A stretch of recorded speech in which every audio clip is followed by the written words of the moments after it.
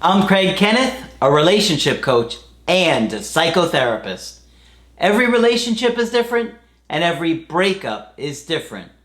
Work with me and you'll get professional help on your situation.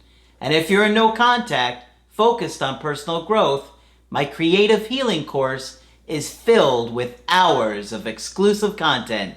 Available now at AskCraig.net.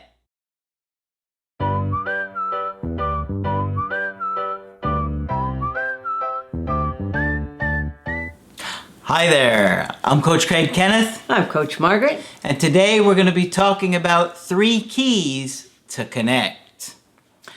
There are really important elements to make a relationship work and stay together long lasting. And if you don't have the right ingredients, unfortunately, it can end. So today we're going to be talking about this and some really key areas that you need to have in order to have a healthy relationship. Absolutely. Margaret's got some good research today, and so let's talk about it, Margaret. Okay, this is from the Thought Catalog. And as I've said before, there are various websites that collect articles on romance and mental health and all sorts of other things. Mind, Body, Green is another one, Your Tango. Sometimes I take articles from each of them. Okay. According to love experts, there are 3 different types of connection that can be shared between any 2 human beings. Rumor has it that to have a successful relationship, you need 2 out of these 3 connections with your partner. Okay, so 2 out of 3 ain't bad. Sounds fairly reasonable. Yes. Emotional connection, intellectual connection, and physical connection. Okay? Apparently, it is very rare to have all 3. Now, this is the author speaking. I am struggling to decide which one I'm willing to compromise on. Mm-hmm. To me, they all seem equally important and will cause equal amounts of problems in their absence.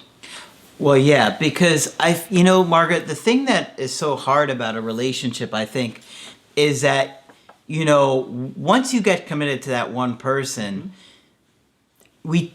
like the article says, somebody that you date doesn't tend to do well in all those areas. So that means you're going to kind of have to give up something. Right. Yes. And it's not easy to do, especially long term. That's right.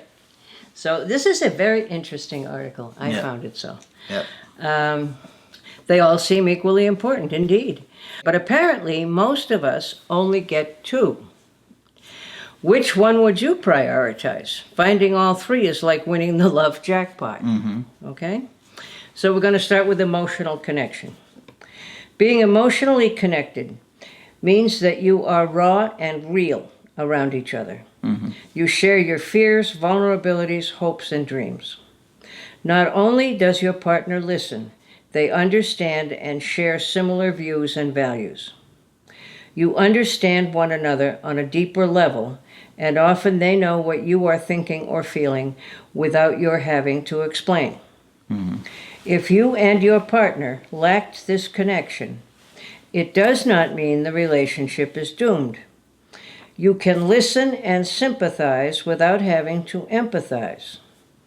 Maybe you are affected completely differently by different things. You might wear your heart on your sleeve and be very open with your emotions, whereas your partner is more closed off and steely. Sure. Perhaps heart-to-heart and deep chats are not something you do with your partner. You can still love each other without sharing a deep emotional connection. Intellectual connection. This is when you and your partner share values and opinions and are both mentally stimulated by the same things. You don't have to have identical IQs to be intellectually connected, but you do have to enjoy discussing, debating, and sharing the same sorts of things. If your relationship lacks this connection, you may find one of you becomes bored, or if you have very little you may have very little to talk about beyond small talk. You probably have completely different tastes in music, books, and films, and you may find your relationship relies heavily on the physical aspects, with little conversation and discussion. But again, it does not mean the relationship cannot work. You only need 2 of the 3. So if you are emotionally and physically connected, instead you may find lots of sex and heart-to-heart talks are enough to keep you stimulated. Okay? Physical connection. This goes beyond just being physical and physically attracted to someone. When you're connected in this way, your attraction to one another is deep. You don't just want to rip their clothes off when they walk into the room. You want to hold them, kiss them, stroke their hair, and lie next to them. A physical connection often happens without our realizing or even really working on it. Our body produces hormones when we are around them that cause deep feelings of deep intimacy and a physical bond. In the absence of a physical connection, you might feel like something is missing. You can still be attracted to them and have great sex, but it doesn't go much deeper than that. Maybe they don't give you butterflies when they look at you or make your body tingle when they touch you, but you can still create passion in other ways. If the love is based on the other 2 types of connection, you don't necessarily need the deep physical connection to make it work. Finding someone you connect with in all 3 ways is no easy task. Yeah. Which connection is the most important for you? The absolute must-have. It seems too hard to pick, but I think deep down we all have something we value slightly ahead of the others. We so often put all our hopes and dreams onto one person, wanting them to fulfill every single aspect of our life. They must comfort us, understand us, share our values and beliefs, stimulate us intellectually, make our heads spin and our loins burn. Maybe it's unreasonable to expect to get all that from just one person. It's very difficult. Sure, you can't be everything. Yeah. We have a lot of needs Yep. as human beings, Yes, we do. and if it's much easier, I think, to navigate a relationship if you can get some of those needs met by friends and family. Right. It can get difficult at times because sometimes we really have a strong desire to have that with our partner, but they can't always give it. No, they can't. So the other thing is, nothing is ever all or nothing. You could have strong connections in 2 areas, a weaker one in a third. You could make up some of it from chatting with your friends. But it's hard to imagine. I was thinking about people I know. I've known a number of people who don't have the intellectual connection, but they seem to have the other 2. I've known, if I stop and think about it, I've known people in all sort of various states of having different parts of this. I would consider the emotional connection important.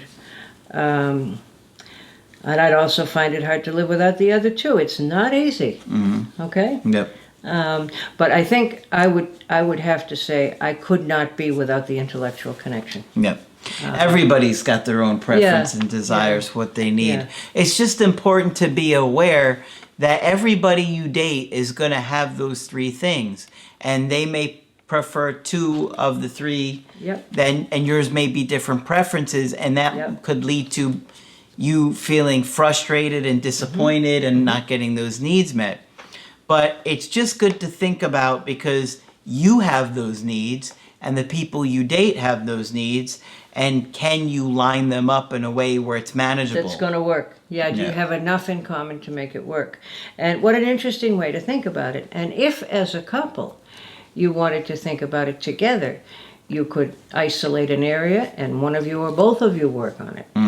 It's just it's simple. It's 3 categories, and that always makes it useful because you can remember them, Yep. Which category do we need work on? Exactly. Yeah.